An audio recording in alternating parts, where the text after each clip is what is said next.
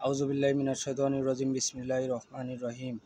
তা আমরা আজকে যে বিষয়ের উপরে দেখব যে দাজ্জালের আবির্ভাব ও তার আকৃতি এবং দাজ্জালের ফাসাদ বিপর্যয়, মানে দাজ্জাল যে কত বড় ভয়ঙ্কর হবে সেই সম্পর্কে আমাদের কাছে নবী করিম সাল্লাল্লাহু আলাইহি ওয়াসাল্লাম যে কথাটা বলছে, যে কাব রাহিমাহুল্লাহ থেকে বর্ণিত। কোথা থেকে বর্ণিত? কাব রাহিমাহুল্লাহ থেকে বর্ণিত, যিনি নবী করিম সাল্লাল্লাহু আলাইহি ওয়াসাল্লামের একজন সাহাবী ছিলেন। তিনি বললেন, সর্বপ্রথম দাজ্জাল যে পানির স্থলে আগমন করবে, সর্বপ্রথম দাজ্জাল কি করবে? যে পানির স্থলে আগমন করবে তা হলো বসরার উঁচু পাহাড়ের মূলের পানি এবং তার নিকট অধিক ধুলো বালুযুক্ত পানি। মানে দাজ্জাল যে পাহাড়ের উপরে অবস্থান করবে, যেটা যুদ্ধক্ষেত্র, যেটা প্রচুর পরিমাণে কংক্রিট ধুলোবালিতে প্রস্তুত, সেরকম একটা জলাধারে যে পানি, সেই পানিতে সে কী করবে? সে পানি এবং তার নিকট অধিক ধুলোবালি পানি, সেটার প্রথম পানি যেখানে দাজ্জাল সর্বপ্রথমবার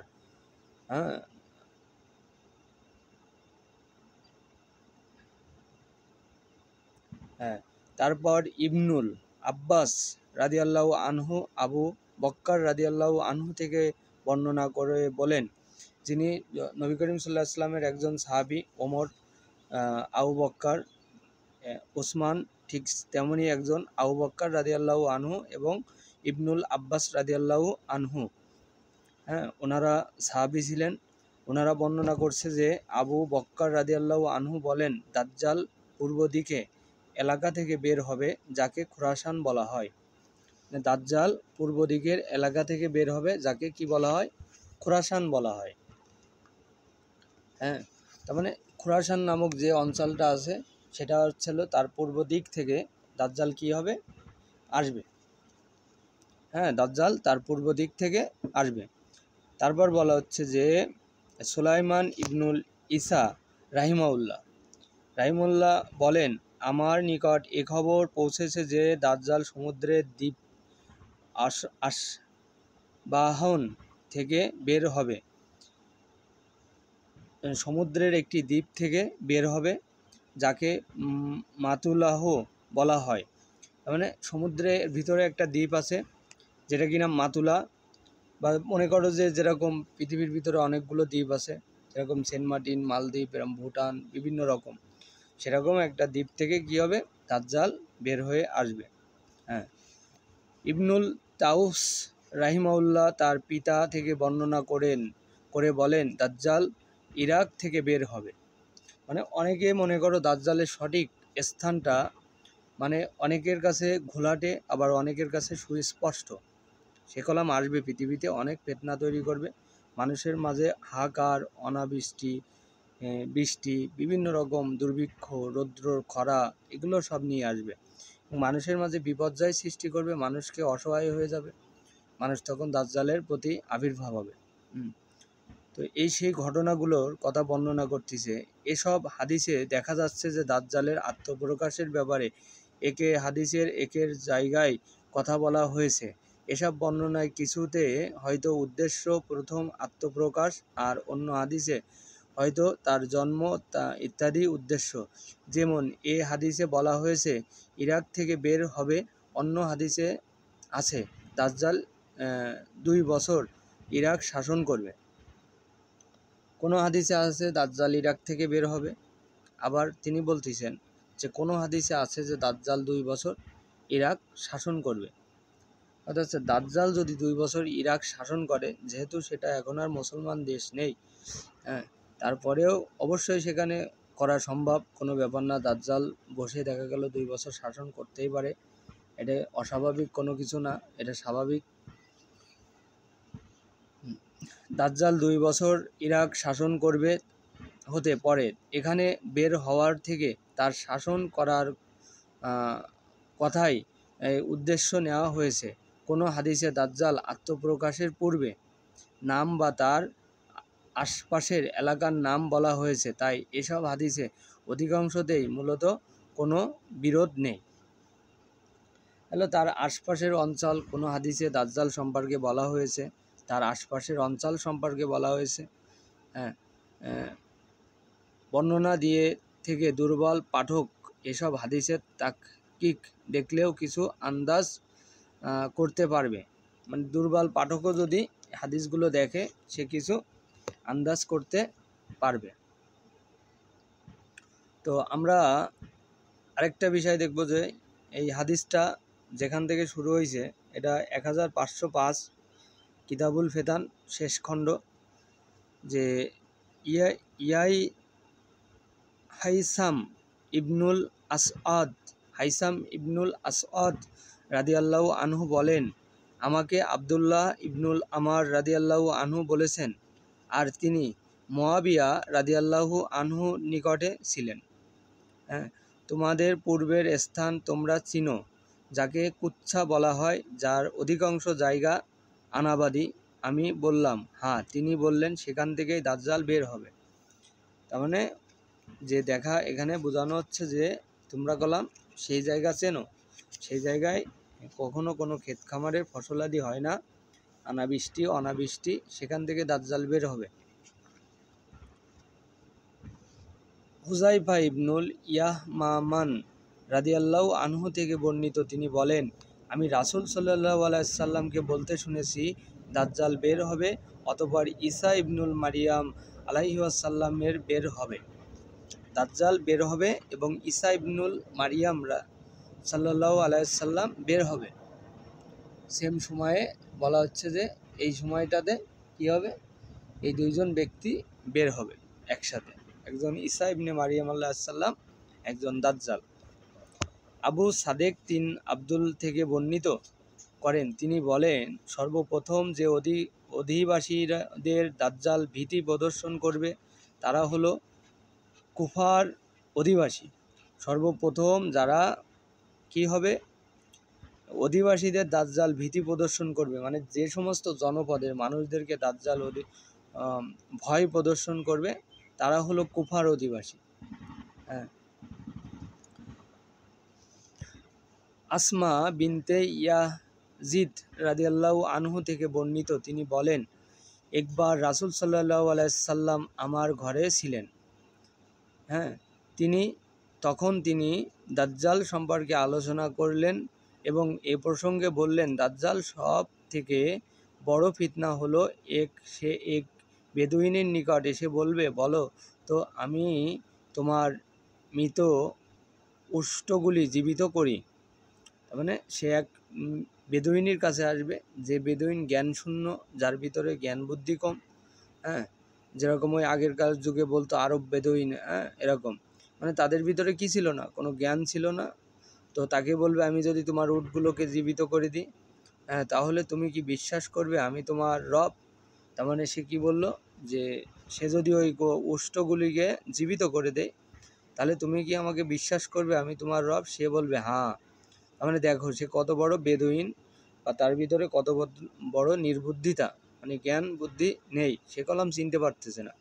তখন শয়তান তার উটের আকৃতির উত্তম স্থান এবং মোটা তাজা কুষ্ঠ বিশিষ্ট অবস্থায় সম্মুখে উপস্থিত হবে। অতঃপর দাজ্জাল এমন এক ব্যক্তির নিকট আসবে যার ভ্রাতা ও পিতা মারা গেছে। মানে এই দাজ্জাল এর যে ফিতনাগুলো করবে তার মধ্যে এই একটা ঘটনা, যে সে এমনও ব্যক্তির কাছে আসবে যে ব্যক্তি কোনো রকম বোঝে না, জ্ঞান বুদ্ধি নেই, অবুদ্ধিতার পরিচয় দিয়ে থাকে। তার কাছে এসে বলবে, পিতা মারা গেছে, তাকে বলবে, তুমি বলো তো, যদি আমি তোমার পিতা ও ভ্রাতাকে জীবিত করি তাহলে কি তুমি আমাকে তোমার রব বলবে, বিশ্বাস করবে? মানে তোমার ভ্রাতা ও পিতাকে যদি আমি বাঁচিয়ে দিই, মারা গেছে, ওখান থেকে যদি আমি উঠিয়ে আনি তাহলে তুমি কি আমাকে রব বলবে? তার মানে আরেক ব্যক্তির কাছে জালো এবং এই কথাটা বলল।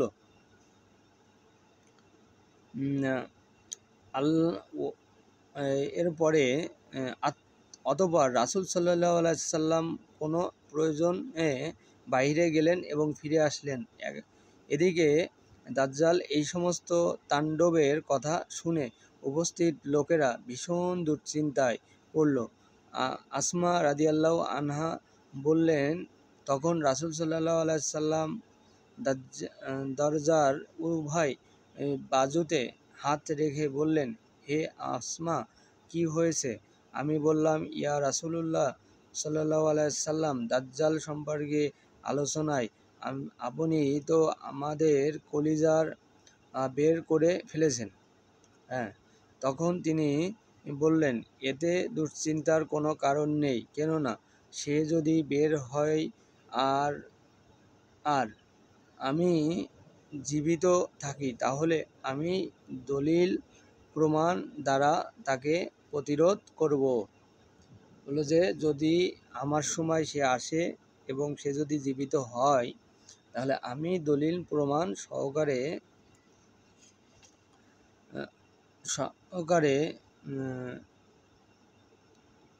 তার সাথে মোকাবেলা করব।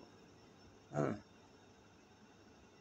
এরপরে আসমা রাদিয়াল্লাহু আনহা বলেন, আমি জিজ্ঞাসা করলাম, ইয়া রাসূলুল্লাহ, আল্লাহর কসম, আমাদের অবস্থান হলো আমরা আটার খামির তৈরি করি এবং রুটি প্রস্তুত করে অবসর হতে না হতেই পুনরায় ক্ষুধায় অস্থির হয়ে পড়ি।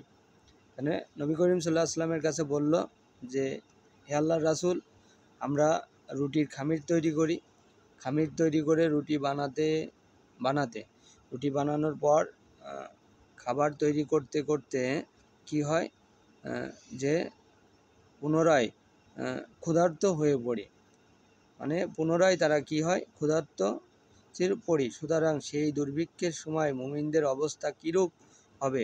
উত্তরে নবী করিম সাল্লাল্লাহু আলাইহি ওয়াসাল্লাম বললেন, তাদের ক্ষুধা নিবারণের জন্য সেই বস্তুই যথেষ্ট হবে যা আকাশবাসীদের জন্য যথেষ্ট হয়ে থাকে, আর তা হলো তাসবিহ, তাকদিস, অর্থ আল্লাহর জিকির, পবিত্রতা বর্ণনা করা। মানে এমন একটা সময় আসবে পৃথিবীতে কোনো খাবার থাকবে না বা কোনো রকম সমস্যার ভিতরে থাকবে, তখন আল্লাহর জিকির করা, আল্লাহর তাসবিহ করা, যার মাধ্যমে মানুষের খাবার আকাশমান থেকে যে খাবার তারা গ্রহণ করে থাকে। তার মানে দেখো এতে কতটা লজিক, যে ঘটনাটা যদি তুমি হিন্দু ধর্মের সাথেও মিল করো, তারা কলাম একটা সময় তাদের ঋষিরা কী করতো, তারা ধ্যান ধারণা করতো এবং তারা না খেয়ে থাকতো, তারা কলাম অক্সিজেন খাইতে পায়। হ্যাঁ, এটা কলাম বিজ্ঞানিকরা এখন এটা গবেষণা করে পাইছে। তাহলে তো আল্লাহ তাআলা দেখো এখানে কলাম সুন্দরভাবে বলে দিচ্ছে যে আকাশের বাসীরা যারা খায় তারাও তাই খাবে, তারা জিকির করবে। মানে আল্লাহর জিকির করার মাধ্যমে মানুষ কী পেতে পারে, খাবারও পেতে পারে। হ্যাঁ, আলীগঞ্জ নবী করিম সাল্লাল্লাহু আলাইহি ওয়াসাল্লাম বলতো যে আসমান থেকে খাবার আসবে, কিন্তু না, মানে সেই সময়টা ভয়ানক পরিস্থিতি যেটা হবে সেটার বিবরণ সম্পর্কে এই ঘটনাটা বলে দিয়েছেন। আবু জাররা রাদিয়াল্লাহু আনহু থেকে বর্ণিত, তিনি বলেন, একবার আব্দুল্লাহ ইবনুল মাসুদ রাদিয়াল্লাহু আনহু নিকট দাজ্জালের আলোচনা করা হলো। একবার কি করা হলো, দাজ্জালের আলোচনা করা হলো। তখন আব্দুল্লাহ রাদিয়াল্লাহু আনহু বললেন, হে মানুষ সকল, তোমরা বিভেদ করেছ, জেনে রেখো দাজ্জাল বাহির হওয়ার সময় মানুষ 3 দলে ভাগ হবে। এক দল দাজ্জালের অনুসরণ করবে, এক দল তাদের পুরুষদের জমি আঁকড়ে বসে থাকবে এবং সুগন্ধিযুক্ত গাছে জন্মানোর স্থানে মতো আরেক দল ফুরাত নদীর তীরে অবস্থান নিবে। মানে কয়টা দল দেখা গেল? 3টে দল দেখা গেল। এক দল দাজ্জালের ছায়াতলে থাকবে, এক দল তার বাপদাদার রেখে যাওয়া ভিটেমাটি পৈতৃক সম্পত্তির মতো থাকবে, আর এক দল গাছের মতো আঁকড়ে ফুরাত নদীর তীরে থেকে যাবে। হ্যাঁ, ফুরাত নদীর কথাও বলা হচ্ছে, যেখানে স্বর্ণের পাহাড় বের হবে।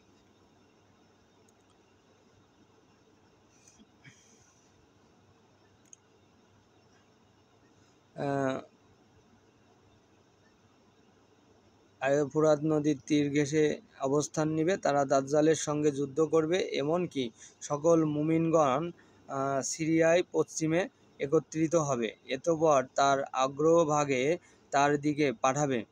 তাদের মধ্যে একজন সুদর্শন বা সাদা কালো দাগ বিশিষ্ট ঘোড়সওয়ার থাকবে। অতঃপর তারা যুদ্ধ করবে এবং তাদের থেকে একজন মানুষ ফিরে আসবে না। মানে তারা যুদ্ধ করবে কিন্তু তাদের থেকে একজন মানুষও ফিরে আসবে না। সালমা বলেন, রাবিআ ইবনুল নাজেদ থেকে আবু সাদেক আমার নিকট বর্ণনা করেছেন যে আবদুল্লাহ ইবনুল মাসুদ রাদিয়াল্লাহু আনহু বলেন, সুদর্শনধারী ঘোড়া। অতঃপর আবদুল্লাহ বললেন, তাহলে কিতাবগণ ধারণা করে যে মাসিউ ঈসা ইবনুল মারিয়াম আলাইহিসসালাম অবতরণ করবে। মানে আরেক দল জানে যে তারা যুদ্ধ করবে কিন্তু ফিরে আসবে না। একদল বলবে ওই সময় ঈসা ইবনে মারিয়াম অবতরণ করবে এবং তাকে হত্যা করবে। আবু জাররা বললেন, আমি আবদুল্লাহ রাদিয়াল্লাহু আনহু হালে কিতাবদের বিষয় কথা বলতে শুনি নাই, তবে একথা ব্যতীত যে তিনি বলবেন অতঃপর ইয়াজুজ মাহুজ বের হবে। হ্যাঁ, অতঃপর কি হবে যে হাত্তা ইজা ফুতিহাত ইয়াজুজ ও মাউজুজ অহম মিন কুল্লি হাদাবিন ইয়ানসিলুন, যে কি হবে, ইয়াজুজ মাউজুজরা বের হয়ে আসবে। এরপর আবু উমামা বাহিলি রাদিয়াল্লাহু আনহু থেকে বর্ণিত, তিনি বলেন, রাসূল সাল্লাল্লাহু আলাইহি সাল্লাম বলেন, যখন দাজ্জাল বের হবে তখন দাজ্জাল ডানে ধ্বংসযজ্ঞ চালাবে এবং বামেও ধ্বংসযজ্ঞ চালাবে। দাজ্জাল যখন বের হবে তখন ডানেও ধ্বংসযজ্ঞ চালাবে, বামেও ধ্বংসযজ্ঞ চালাবে। হে আল্লাহর বান্দাগণ, তোমরা আল্লাহমুখী হও। মানে তোমাদেরকে বলা হচ্ছে তোমরা ওই সময় আল্লাহমুখী হও, কেননা দাজ্জাল এসে উল্টা পাল্টা শুরু করবে। কারণ কি, পৃথিবীতে দাজ্জাল যখন আসবে, সে আসার পরে অনেক ধরনের উল্টাপাল্টা শুরু করে দেবে। তাই বলতেছে, হে ইমানদারগণ, তোমরা আল্লাহমুখী হও, আল্লাহ ভীরুত হও, আল্লাহর প্রতি বিশ্বাস রাখো। সে বলবে, আমি নবী রাসূল সাল্লাল্লাহু আলাইহি সাল্লাম বলেন, অথচ আমার পরে কোনো নবী নেই। সে গুণগান করবে, সে বলবে, আমি তোমাদের রব বা প্রতিপালক। মানে সে দাজ্জাল কি বলবে, যে নবী করিম সাল্লাল্লাহু আলাইহি ওয়াসাল্লাম বললো যে দেখো, আমি তোমাদেরকে বলে যাচ্ছি আমার পরে আর কোনো নবী রাসূল নেই, এবং সে তোমাদের কাছে বলবে, আমি তোমাদের রব, আমি তোমাদের প্রতিপালক। রাসূল সাল্লাল্লাহু আলাইহি সাল্লাম বলেন, অথচ তোমরা তোমাদের রব বা প্রতিপালকের মৃত্যুর পূর্বেই দেখতে পাবে। কেননা তোমরা নবী করিম আল্লাহ তাআলা আমাদেরকে বললো কি, যে শুধুমাত্র আল্লাহকে আমরা তখন দেখতে পাবো যখন আমরা মারা যাব, তাই ছাড়া আমরা কখনো তাকে দেখতে পাবো না। তাই মৃত্যুর পূর্বে দেখতে পাবে না। আর দাজ্জাল হবে অন্ধ, অথচ তোমাদের রব অন্ধ নন। আর দাজ্জালের দুই চক্ষুর মধ্যখানে কাফের লেখা থাকবে। মানে ওখানে কলাম কাফের লেখা থাকবে, দুই চক্ষুর মাঝখানে কাফের লেখা থাকবে, যা প্রত্যেক মুমিন ব্যক্তি পড়তে পারবে। হ্যাঁ, দাজ্জালের ফিতনাসমূহ হলো, তার সঙ্গে একটি জান্নাত ও একটি জাহান্নাম থাকবে। আর বাস্তবতা হলো তার জাহান্নাম হলো জান্নাত আর তার জান্নাত হলো জাহান্নাম। বাস্তবতা কি হলো, যে তার জান্নাত হলো অমুক বা জাহান্নাম, এবং তার জান্নাত হলো জাহান্নাম, আর জাহান্নাম হলো জান্নাত। সুতরাং যে ব্যক্তি তার জাহান্নাম অকৃতজ্ঞ নির্যাতিত হয়, সে যেন সূরা কাহফের প্রথম অংশ তেলাওয়াত করে, আর যেন আল্লাহ তাআলার নিকট সাহায্য কামনা করে, যাতে করে দাজ্জালের আগুন বা জাহান্নাম তার উপর ঠান্ডা শাস্তিদায়ক হয়, যেমনভাবে আগুন ঠান্ডা ও শান্তিদায়ক হয়েছিল ইব্রাহিম আলাইহিস সালামের উপর। দাজ্জালের ফিতনা থেকে আরেকটি হলো, তার সঙ্গে অনেক শয়তান থাকবে। উক্ত শয়তানগুলি তার জন্য মানুষের আকৃতি ধারণ করবে। অথবা দাজ্জাল এক বেদুইন বা আগ্রা গ্রাম্য ব্যক্তির নিকট এসে বলবে, যাও, পিতা মাতা মারা গেছে, তুমি বলো তো, যদি আমি তোমার পিতা মাতাকে ফিরিয়ে আনি, তাহলে কি তুমি আমাকে তোমার রব হিসেবে সাক্ষ্য দিবে? বেদুইন লোকটি উত্তরে বলল, হ্যাঁ। অথবা তার শয়তানিগুলো উক্ত বেদুইন লোকের পিতা মাতার আকৃতি ধারণ করবে। অতঃপর উক্ত শয়তানটি দুইটি বলবে, হে আমার সন্তান, তুমি তুমি তাকে দাজ্জালকে অনুসরণ করো, কেননা সে তোমার রব বা প্রতিপালক। দাজ্জাল আরও ফিতনা হলো একজন মানুষের উপর কবজা করবে নিবে। মানে দাজ্জাল কলাম তার যে সঙ্গীগুলো থাকবে সেগুলো শয়তান, কিন্তু মানুষের রূপ ধারণ করবে এবং মানুষের রূপ ধারণ করে দাজ্জালের সাথে থাকতে থাকবে। এমতো পর্যায়ে তারা একটা গ্রামে যাবে এবং একটা লোককে সে পাবে এবং বলবে, তোমার পিতামাতাকে আমি যদি জীবিত করে দিই তুমি কি আমাকে রব বলবে? তাহলে এখন দাজ্জালের পিছনে যেগুলো আছে তারা সব তো মানুষ, তারা দাজ্জালের ইয়া রব বলতে থাকবে, দাজ্জালের সাথে দাজ্জালকে রব বলবে। হ্যাঁ, তারা দাজ্জালকে আল্লাহ ভাবে নেবে। আর ওই মানুষটা ভাববে, হ্যাঁ তাই তো, এনারা যেহেতু বলতেছে সেহেতু আমিও বলি। কিন্তু না, এই ধরনের কাজ থেকে আমাদেরকে কি করা লাগবে? বিরত থাকা লাগবে। অথবা তাকে জীবিত করবে, অথবা দাজ্জাল তাকে বলবে তোমার রব কে? তার উত্তরে লোকটি বলবে, আমার রব হলো আল্লাহ, আর তুমি আল্লাহর শত্রু। দাজ্জাল তার আরেকটি ফিতনা হলো সে এক বেদুইনকে বলবে, তুমি বলো তো, যদি আমি তোমার উটকে জীবিত করি তাহলে কি তুমি আমাকে তোমার রব হিসেবে সাক্ষ্য দিবে? উত্তরে লোকটি বলবে, হ্যাঁ। অথবা তার জন্য শয়তান তার উটকে আকৃতি ধারণ করবে। হ্যাঁ, তার আরেকটি ফিতনা হলো সে আকাশকে বৃষ্টির জন্য আদেশ করবে, ফলে আকাশ হতে বৃষ্টি বর্ষণ হবে। হ্যাঁ, আর জমিনকে ফসল উৎপাদনের আদেশ দিবে, ফলে জমিন ফসল উৎপাদন করবে। আর সে জীবিতদের পাশ দিয়ে অতিক্রম করবে, তারা তাকে মিথ্যা প্রতিপন্ন করবে, ফলে তাদের সমগত গবাদি পশু ধ্বংস হয়ে যাবে। সে এমন কিছু জীবিতদের পাশ দিয়ে অতিক্রম করবে যারা তাকে সন্তান সত্যায়ন করবে, যখন সে তাদের জন্য আকাশে বৃষ্টি বর্ষণ এবং জমিনকে ফসল উৎপাদনের আদেশ দিবে, ফলে তাদের গবাদি পশুগুলো ওই নির্দিষ্ট হুষ্ট বিশিষ্ট হবে, মোটা তাজা হবে, পশুর কোমর লম্বা ও পশুর ওলান হবে পরিপূর্ণ বা ভরা। তার মানে সে দাজ্জাল যখন কিছু লোকের মাঝ থেকে অতিক্রম করবে, সেই লোকগুলো সেই সময় কি করবে? তাদের কাছে জিজ্ঞেস করবে, তাদেরকে এমন কিছু কথা বলবে, তারা কখনোই বিশ্বাস করবে না দাজ্জালকে। তখন তাদের প্রাণী, তাদের যা কিছু আছে ওগুলো ধ্বংস হয়ে যাবে, মানে সে ধ্বংস করে দেবে। কাব রাহিমাহুল্লাহ থেকে বর্ণিত, তিনি বলেন, যখন দাজ্জাল উরদানে অবস্থান করবে তখন সে তুর ও সাবুর ও জুদি পাহাড়কে ডাকবে, তখন উক্ত পাহাড়গুলি নড়াচড়া করবে আর তা মানুষ দেখতে পাবে। মানে সে কলাম পাহাড়গুলিকে ডাকবে, সেই উক্ত পাহাড়গুলো নড়াচড়া করবে, যেমনইভাবে দুটি ষাঁড় ও ছাগল নড়াচড়া করে। অতঃপর দাজ্জাল উক্ত পাহাড় দুটিকে নিজের জায়গায় আসার আদেশ দিবে, পাহাড় আসবে। এরপরে দাজ্জাল আবার বলবে, তোমরা তোমাদের পূর্বের স্থানে ফিরে যাও। মানে কি একটা ভয়ঙ্কর ফিতনা সে তৈরি করবে। হুযায়ফা রাদিয়াল্লাহু আনহু থেকে বর্ণিত, তিনি বলেন, রাসূল সাল্লাল্লাহু আলাইহি ওয়াসাল্লাম বলেন, আল্লাহর শত্রু দাজ্জাল বের হবে, তার সঙ্গে ইহুদিদের একদল সৈন্য, কয়েক শ্রেণীর মানুষ থাকবে। মানে ইহুদিদের একদল সৈন্য, যেটা জেরুজালেম ইসরায়েলের একদল সৈন্য থাকবে এবং কিছু মানুষ তার সাথে থাকবে।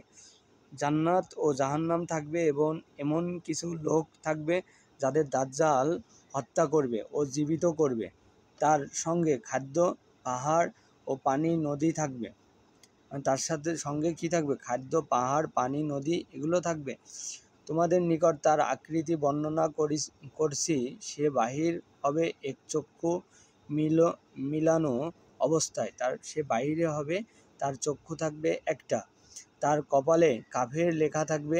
প্রত্যেক ব্যক্তি পড়তে তার জাহান্নাম হলো জান্নাত, সে হলো মাসিহু কাযযাবা বা মিথ্যাবাদী। ইহুদিদের 10,000 মহিলা তার অনুসরণ করবে। ইহুদিদের 10,000 মহিলা অনুসরণ করবে, নিষেধ করবে। সেদিন কুরআন দ্বারা শক্তি তার উপর থাকবে, আর তা শান হলো কঠিন পরীক্ষা। আল্লাহ তাআলা পৃথিবীর পূর্ব ও পশ্চিম দিক থেকে শয়তান প্রেরণ করবে। তখন তারা তাকে বলবে, তুমি যা চাও তাতে তোমাদের সাহায্য কামনা করো। তখন তারা তাকে বলবে, তুমি যা চাও তাতে তোমাদের সাহায্য কামনা করো। অতঃপর সে বলবে, তোমরা যাহা আর ও জাহান্নাম নিয়ে আসবো। অতঃপর শয়তানগুলি এই খবর ছাড়ানোর জন্য চলে যাবে। কি করবে? শয়তানগুলি এই খবর চালানোর জন্য চলে যাবে। হ্যাঁ, এবং 100 এর বেশি শয়তান এক ব্যক্তির কাছে যাবে। অতঃপর উক্ত ব্যক্তির পিতা, সন্তান ও বোন, মুনিব, বন্ধু আকৃতি ধারণ করবে। 100 জন শয়তান তার কাছে যাবে এবং তার ফ্যামিলির সপরিবারের সবাই শয়তান সাজবে। তারা তাকে বলবে, হে অমুক, আমাদেরকে চিনেছ? তখন উক্ত ব্যক্তি বলবে, হ্যাঁ, উনি আমার পিতা, উনি আমার মাতা, উনি আমার বোন, উনি আমার ভাই। অথবা লোকটি বলবে, তোমাদের খবর কি? তখন তারা বলবে, তুমি কেমন আছো? তোমার কি খবর? আমাদের তো জানাও। তখন লোকটি বলবে, আমরা খবর পেয়েছি যে আল্লাহর শত্রু দাজ্জাল বাহির হয়েছে। হ্যাঁ, তখন শয়তানগুলি তাকে বলবে, খবরদার একথা বলো না, কেননা সে তোমাদের রব। হ্যাঁ, সে তোমাদের মধ্যে ফাইসাল্লা করতে চান। এটা তার জান্নাত, এটাই জাহান্নাম যা তিনি সঙ্গে করে নিয়ে এসেছেন, আর তার সঙ্গে আছে নদী, খাবার, ফলে তার সঙ্গে পূর্বের খাবার থাকবে। মানে দাজ্জাল বলল যে এমন একটা সময়ের কথা বলল, যে সময় ফ্যামিলির সবাইকে বাঁচিয়ে দিল। তখন সে বলবে, তোমাদের কি অবস্থা? ফ্যামিলির লোক বলবে, তুমি কি জানো যে দাজ্জাল বাইরে এসেছে এবং তাদের কি সমস্যা এখনকার সময়? বললো, হ্যাঁ, তুমিই তো দাজ্জাল। তখন বলবে, তুমি এমন কথা বলিও না। কেন? কারণ সে নিজেই স্বয়ং আল্লাহ। হ্যাঁ, তিনি রব, তাকে তুমি মানো। তাই বলবে তারা, তার পিতামাতা, কিন্তু তারা তো ছিল শয়তান। তখন সে বুঝে যাবে। তবে আল্লাহ তাআলা যা চান। তখন লোকটি বলবে, তোমরা মিথ্যা কথা বলছো, তোমরা শয়তান ছাড়া আর কেউ নও, আর সে তো মহা মিথ্যাবাদী। আর তা খবর আমরা পেয়েছি, কেননা রাসূল সাল্লাল্লাহু আলাইহি সাল্লাম তোমাদের ব্যাপারে আমাদেরকে বলে দিয়েছেন। শুধু তাই নয়, আমাদের সতর্ক করেছেন এবং ভালোভাবে খবর দিয়েছেন। সুতরাং তোমাদের জন্য কোনো শুভকামনা নেই।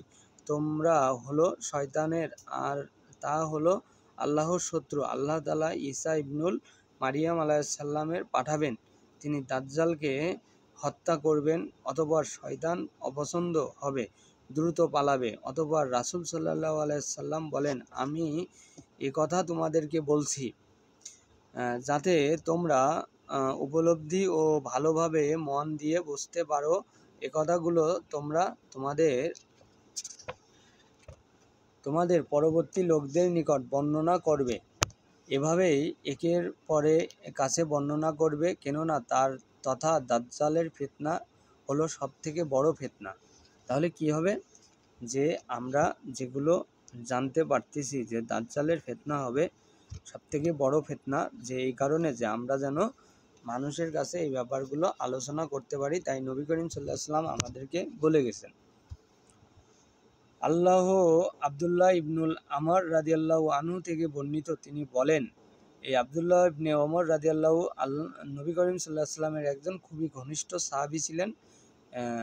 1517 নম্বর হাদিস, দাজ্জাল এর 2 বাহন হবে, মাংস পেশি অলা, আঙ্গুল হবে খাটো, ঘাড় হবে মিলনো এবং চক্ষু থাকবে মিলানো। তার 2 চক্ষুর মাঝখানে লেখা থাকবে কাফের।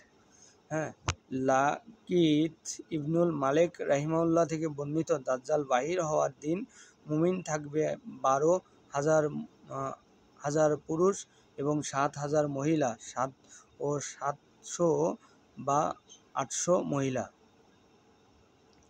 হ্যাঁ, হাদিসটির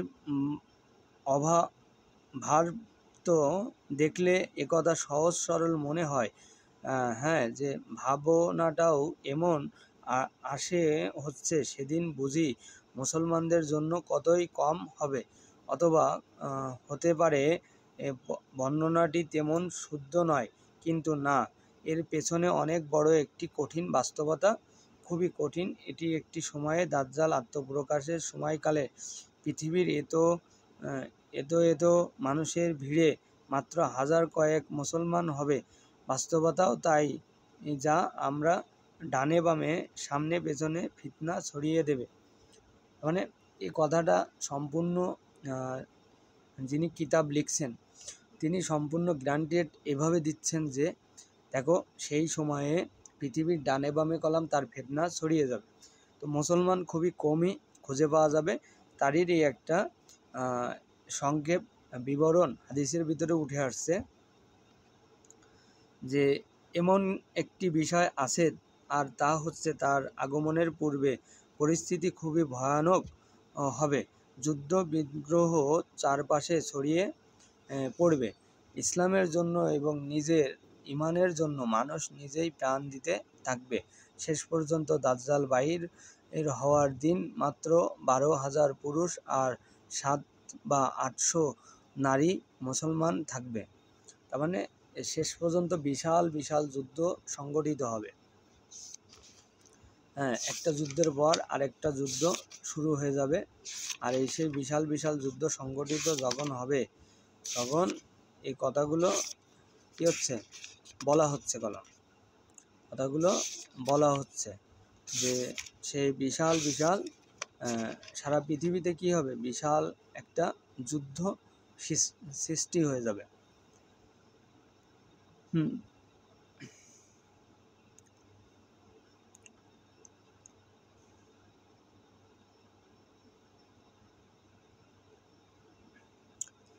আবদুল্লাহ ইবনুল ওমর রাদিয়াল্লাহু আনহু থেকে বর্ণিত, তিনি বলেন, দাজ্জালের আবির্ভাবের পূর্বে হলো নামিরান থেকে 12,000 লোক দ্রুত দুঃসাহসী ব্যক্তি বের হবে। এক ব্যক্তি বলবে, তাদের সঙ্গে কে পারবে? তিনি বলবে, আল্লাহ ব্যতীত কেউ পারবে না। মানে এমন ভয়ঙ্কর যোদ্ধা বের হবে যার সাথে অন্য কেউ পারবে না। হ্যাঁ, হাইসাম ইবনুল মালেক তাই রাদিয়াল্লাহু আনহু থেকে বর্ণিত, তিনি একথা উঠালেন এবং বললেন, ইরাকে দাজ্জালের সঙ্গে এমন 200 লোক সঙ্গে দেখা হবে যারা তার ন্যায় পরায়ণতার প্রশংসা করবে। তাহলে দাজ্জালের সঙ্গে এমন কিছু লোক দেখা হবে যারা তার ন্যায় পরায়ণতার প্রশংসা করবে, মানুষদের তার দিকে আনবে, মানুষদের তার দিকে কি করবে? আনবে। হ্যাঁ, অতঃপর একদিন দাজ্জাল মিম্বরে উঠবে, সেখানে খুতবা দিবে, তাদের সামনে আসবে এবং তাদের বলবে, তোমাদের খবর কি? তোমরা কি তোমাদের রবকে চিনো? বলবে, তোমরা কি তোমাদের রবকে চিনো? এক ব্যক্তি তাকে প্রশ্ন করবে, তাহলে আমাদের রবকে? উত্তরে দাজ্জাল বলবে, আমি তখন মানুষের মধ্য থেকে এক আল্লাহর বান্দা স্বীকার করব। তখন আমি কি করব? যে আমি মানুষের মধ্য থেকে এক আল্লাহর বান্দা স্বীকার করব। তিনি বলবেন, অতঃপর তাকে পাকড়াও করবে, হত্যা করবে, তার উপর আকাশ থেকে 2 জন ফেরেশতা নেমে আসবে। অতঃপর তাদের একজন তখন তাদের বলবে, সে বলবে, আমি তোমাদের রব। এটা মিথ্যা কথা। তাকে তার সাথী বলবে, তার সঙ্গীকে সত্য কথা বলেছে। অতঃপর যাকে আল্লাহ তাআলার হিদায়াত দান করেন তাকে অতটুক রাখেন, আর ফেরেশতা তার সঙ্গীকে সত্য কথা বলেছে। আর যাকে আল্লাহ তাআলার পথভ্রষ্ট করতে চান তাকে সন্দিহান করেন দেন। তিনি বলবেন যে ফেরেশতা তার সতীর্থকে সত্য কথা বলেছে, আর দাজ্জাল তার ভ্রষ্টতার দিকে লক্ষ্য করে সত্য কথাই বলেছে।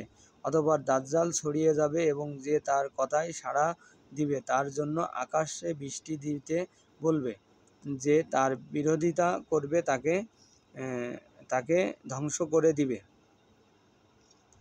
তাদের সকল মাল সম্পদ দাজ্জালের অনুসরণ করবে।